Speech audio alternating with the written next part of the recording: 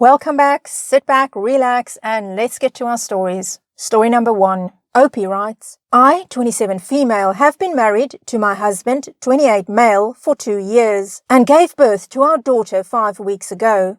I'll try to keep this short so I don't waste your time with any irrelevant details. What happened was that our daughter came out with blonde hair and pale blue eyes, while my husband and I have brown hair and brown eyes.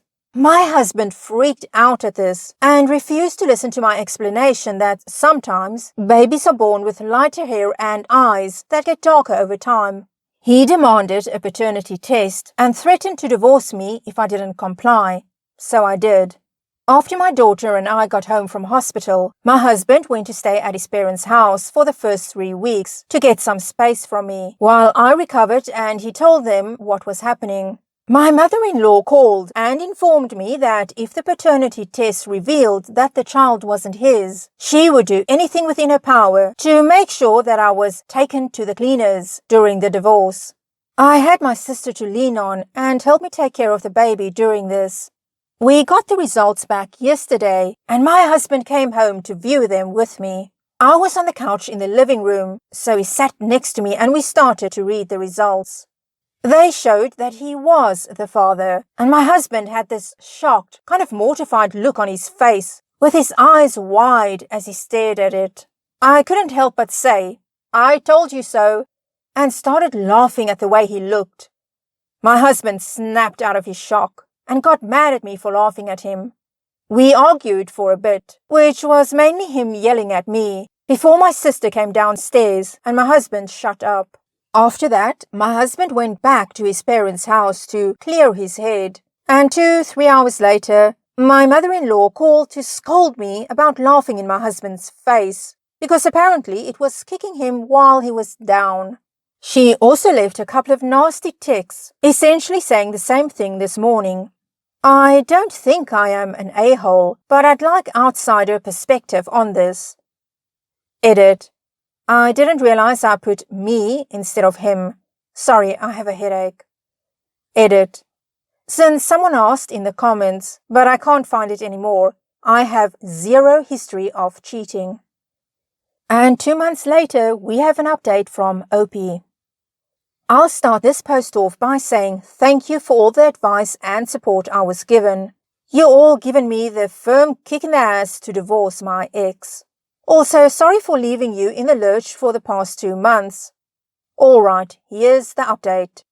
After making my post, I decided to search for divorce lawyers in my area with my sister. It took a while, but I managed to find and meet with one who was willing to do virtual consultations.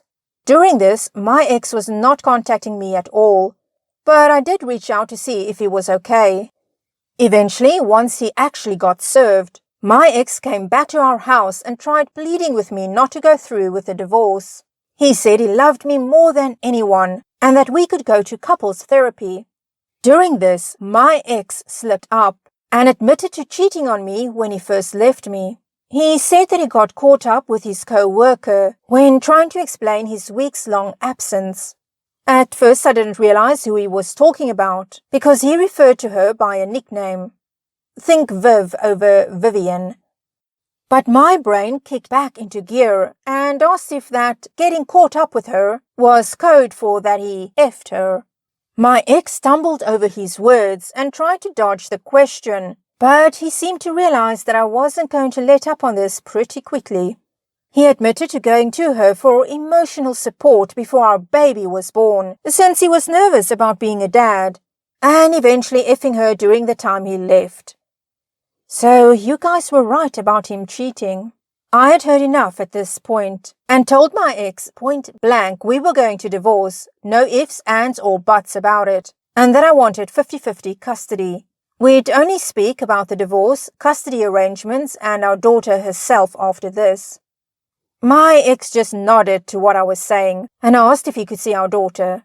I was a bit hesitant but said yes, and called my sister to have her bring our daughter down to the living room.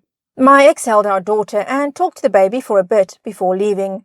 My sister asked me if I was all right after he was gone, and I told her I was okay.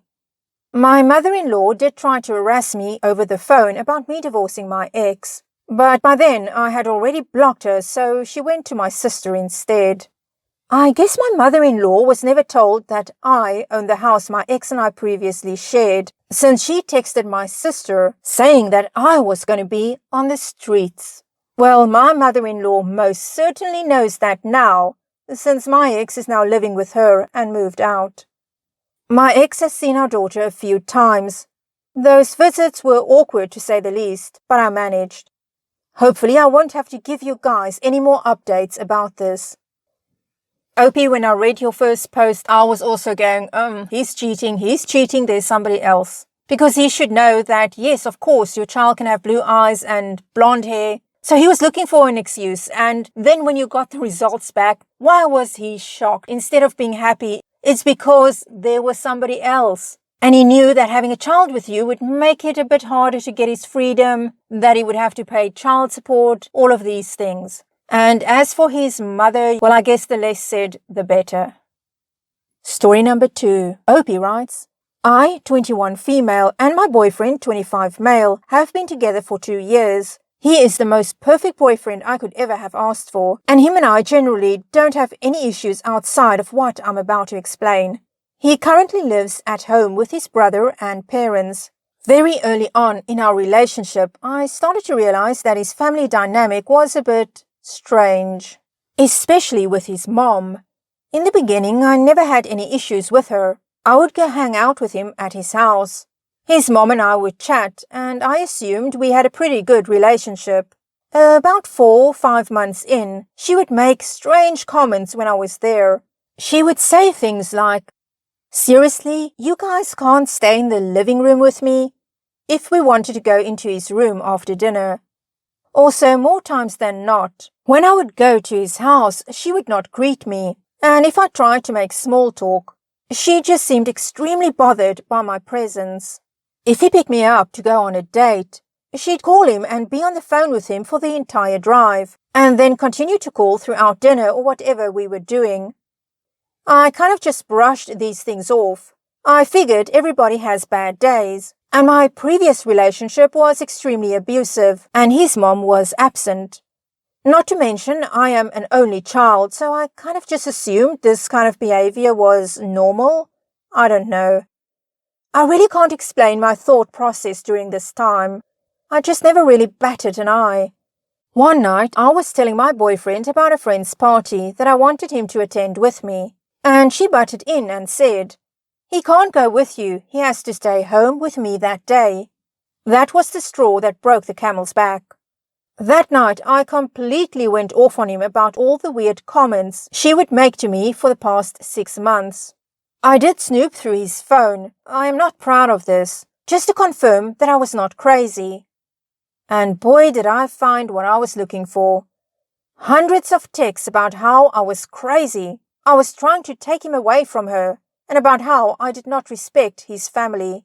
These texts shocked me, because this was all furthest from the truth. I didn't understand what I could have possibly done to make her believe all these things, but with further digging and pushing, I found out that she treated all of his exes the exact same way, and that this was the reason they all left him. Him and I went on vacation together for 7 days, and I saw her saying to him, "I love you, baby. I can't wait to hug and kiss you when you get home." Yeah, disturbed is not even the word. I have had multiple conversations with him about how I feel like I'm the other woman in my own relationship, and how he needs to set up some boundaries if we continue to stay together. I've tried just removing myself from the situation, and I haven't seen or spoken to her in months. But this has only made things worse, as now she says I'm a terrible girlfriend because I don't want a relationship with his family. I will admit, he has created a lot of boundaries, and he agrees with me 100%. But when it comes to putting his mom in her place, he has some kind of fear. He's afraid he'll be shunned, and he keeps saying, "She's my mom." I told him he has to choose between his future and his mom, and if he can't do that, I have to move on. This post is basically just the past 1.5 years in a nutshell. If I went into detail about everything, I'd be typing for days. I truly love him and see a future with him, and I know he does too. But this situation with his mom is weighing on me heavy, and I just don't know how much more patience I have in me. I have cried myself to sleep about this woman for way too long. My family loves my boyfriend, but they agree that somebody like her will never change. And if I stay with him, she will make my life a living hell. If anybody has advice, please let me know. And if anybody has any questions, I will answer them. Am I the a-hole? And 3 weeks later, there's an update from Opie. The reason I'm making an update is because of an event that happened last night. So my boyfriend's birthday was a couple of weeks ago, and his mom and I had been in contact for planning a surprise party for him. I was nervous for this party because I know that his mom has talked crap about me to the entire family, and I was just worried about feeling out of place. When we got to the party, I detached myself from him to allow him to let it sink in and say hello to all his family and friends. That's fine, but I literally didn't see him the entire night. And every time I would go find him, he'd be busy or get pulled away from someone else. I was not included in any conversations or photos. That's the part that broke my heart the most. The only photos I am in are the ones that I just jumped into. My boyfriend nor his family suggested I take photos with them or had any kind of decency to include me. My friend that was there had overheard his mom talking to one of his friends about how disrespectful I am because I wanted a photo alone with my boyfriend. And she was going out the whole night to everybody about how disrespectful I am. The straw that broke the camel's back was when she started singing Happy Birthday. The only reason I knew we were singing was because I had heard a whistle, and when I turned around, he was sitting there in front of a cake, surrounded by his entire family, and I was just in the side like a friend. After that, I went to the bathroom and broke down. I understand I am not his wife. I don't expect wife treatment, but we have been together for 1.5 years, and I like to think we are extremely serious. We have talked about marriage and the future. And the fact that I wasn't included in anything last night really broke my heart. There was one photo I jumped in, and his friend behind me said, "Nobody effing wants you here." I just put on a smile because if I say something, I'm the crazy one. When I brought this up to my boyfriend, he tried to defend his friend by saying he was joking. I'm sorry, but that's not a joke. I did not want to make last night about me at all. But when I just tried to communicate my feelings to him, he told me, "Tonight's not about you." I had a friend pick me up and I went home. Today I broke up with him in an angry rage, left all of his stuff on the front door. He's out at the bar with friends, and I haven't moved from my bed all day. We have barely spoken. I'm not sure what the next step is. I truly love him and I don't want to break up, but I have never been put first. It's always a competition with his friends and mom. It's draining the life from me, and I'm not sure what to do anymore. If anybody has advice, please let me know. Well, Opie, you got a lot of comments, a lot of advice from people telling you that he's not likely to change. It's been 1.5 years and you're still battling with his mom. And even though you've said that he has set some boundaries, his mom is going to keep on pushing those boundaries. This is one of those never-ending things. You'll be with him 10 years, 20 years. You can have children with him, be married, be his wife. And his mom will still be carrying on like this, even worse most likely. Well, that's it for this edition of Wild Drama Stories. Bye.